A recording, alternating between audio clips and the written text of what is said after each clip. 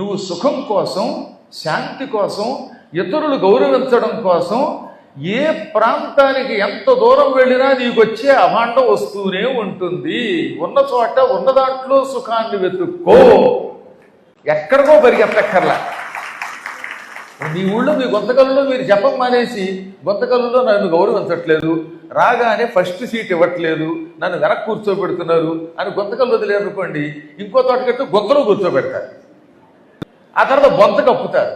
నీ ఊళ్ళో నువ్వు ఎలా ఉన్నా అడ్జస్ట్ అయ్యి అంతకంతకి 10 మందికి తలలో నాలుగులా వారి మెప్పించి గొప్పవాడు అవ్వాలి తప్ప, ఉన్న చోటే అవమానాల్లోంచి మానవం వెతుక్కోవాలి తప్ప ఎక్కడికో దూరం వెళ్ళి ఎంత సాధన చేసినా గొప్పవాడు కాలేవు.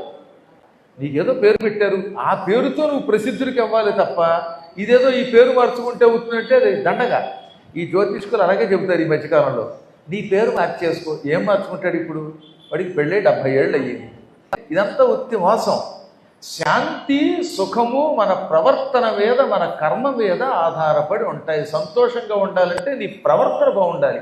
ఇవాళ కాకపోతే రేపైనా మన ప్రవర్తన వల్ల జనం మనల్ని గౌరవిస్తారు తప్ప స్థానములు మారడం వల్ల, పేర్లు మార్చుకోవటం వల్ల, ఇంకో చోటికి పోవటం వల్ల, పిచ్చి పనులు చేయటం వల్ల మాత్రం గౌరవం రాదు. ఎప్పటికైనా గౌరవం మన శరీరంలో ఉంది అని గ్రహించమన్నారు. వాడెవడో ఉన్నట్ట కొప్పాకలో ఉన్నాడు. కొప్పాకలో ఉన్నప్పుడు అమ్మా నాన్న తమ్ముడు ఎవరు గౌరవించలేదు, అందుకని పినకడివి వచ్చాక పినకడివిలో గౌరవించలేదు స్నేహితులు, అందుకని తర్వాత ఎక్కడికో వెళ్ళి ఒక షాపులో పనిచేశాడు, అక్కడ గౌరవించలేదు. గురువు గారి దగ్గరికి వచ్చాడు, గురువు గారి దగ్గర చుట్టుపక్కల వాళ్ళు 2 తిట్టారు. ఇప్పుడు తిట్టారు కదా అని గజపతి నగరం వెళదాం అనుకున్నట్ట. గజపతి నగరానికి వెళితే ఇంకో గజపతి నెత్తి మీద పడతాడు. కాబట్టి నువ్వు ఎక్కడికి క్రోధం మహాపతనమునకు మూల కారణం అవుతుంది.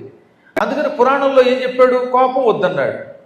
అబ్బా, పద్మాకర్ గారు నా గురించే చెప్పారు, నాకు కోపం ఎక్కువట, చూశారా నన్ను దెప్పుతున్నారు, ఇలా దెప్పితే నేను మా ఆయన కలిసి దేశం వదిలి ఎక్కడో అడవిలో తపస్సు చేసుకుంటామంటే అడవిలోకి వెళ్ళే కెలుగుతారు. కెలికేవాళ్ళు అడవిలోకి వెళ్ళే కెలుగుతారు. నువ్వు అడవిలోకి వెళ్ళడం కాదు, నీలో ఉన్న లోపమును ఈ రోజు నుంచి దూరం చేసుకుని ఎవడు తన నోటితో నిన్ను దెప్పాడో వాడి చేతే శభాష్ అనిపించుకోవాలి. అది గొప్పతనం అంటే. అప్పుడు వాడు సంతోషంగా బతకగలుగుతాడు. అంతేగాని దెప్పిన వాళ్ళని చూసి భయపడకండి. నేను మొదట్లో పురాణం చెప్తున్న రోజుల్లో 1986 ఉగాది నాడు పురాణం మొదలెట్టాను. నేను మొదటి రోజు పురాణం చెప్తున్నప్పుడు ఒక ఆయన నా స్నేహితుడే, నాతో కలిసి చదువుకున్నాడు, ఓ హిందీ పండిట్టు, నీ లాంగ్వేజ్ నాకే అర్థం అవ్వట్లేదు, సామాన్యులకి ఏం అర్థం అవుతుంది అన్నాడు. నీకు పురాణం చెప్పడం రాదన్నాడు. ఏది 90 మంది పొగిడితే మిత్రుడు అవ్వటం వల్ల కొంచెం ఈర్ష్యతోటో దేనితోటో భాష అర్థం అవటం లేదు అని. నాయన పురాణం చెప్పేటప్పుడు అందులో ఉన్న శ్లోకాలు పద్యాలు చదువుతాడు. ఇప్పుడు ఉన్నదానికి తర్వాత అర్థం చెప్పేటప్పుడు జాగ్రత్తగా వింటే అర్థం అవుతుంది.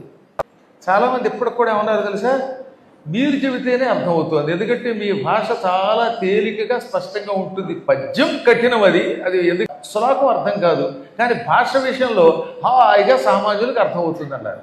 ఆనాడు ఆయన తిప్పాడు కదా అని నేను పురాణం మానేసి ఉంటే ఏమయ్యేది?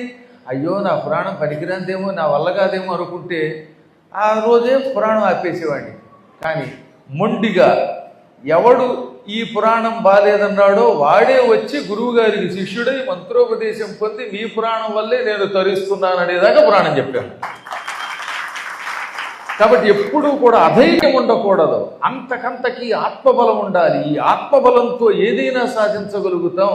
అవతలవాడు నిన్ను తెప్పడానికి ప్రయత్నిస్తాడు, ఎందుకని నువ్వు పాడైపోవడం వాడికి ఇష్టం. అందువల్ల ఎప్పుడు కూడా ముఖ్యంగా పిల్లలు, ఆ డ్యాన్స్ చేస్తున్న పిల్లలు జాగ్రత్తగా ఉండాలి. నీ డ్యాన్స్ అలా ఉంది ఏమి అనకూడదు. వాడు అందరూ పొగుడుతారా, ఆ ముక్కు బాగాలేదు అంటాడు ఒక్కొక్కడు, దిక్కుమాలిన వాడు కనుక. దిక్కుమాలిన వాడికి ముక్కు మీదకే దృష్టి పెడుతుంది. అలాంటి వాడిని పట్టించుకోకూడదు. ఆ వ్యక్తి యొక్క ఉద్దేశం ఏమిటనమాట, ఇక నీ జీవితంలో కుంగిపోయి మళ్ళీ డ్యాన్స్ చేయకుండా చేయటం అతని ఉద్దేశం. అప్పుడు మీరేం చేయాలి, ఆ ముక్కు బాగాలేదన్నవాడు రేపు పొద్దున ఆ ముక్కు మీదే పద్యం చెప్పేంత అద్భుతంగా నృత్యం చేయాలి. ఇంకా ఇలా పట్టుదల పెంచుకోవాలి. ఆ పట్టుదల మహానుభావులయ్యేలా చేస్తుంది. దానికి ఉదాహరణ విశ్వామిత్రుడు. ఎక్కడైనా కష్టం వచ్చినప్పుడు భయపడిపోయి ఏడుస్తూ ఉంటే శోకం ఇంకా ఇంకా ఇంకా శోకం పెంచుతుంది. శోకం వల్ల ఇంద్రియాల పటుత్వం తగ్గుతుంది. శోకం వల్ల అనారోగ్యం వస్తుంది. శోకం వల్ల లక్ష్మి దూరం అవుతుంది.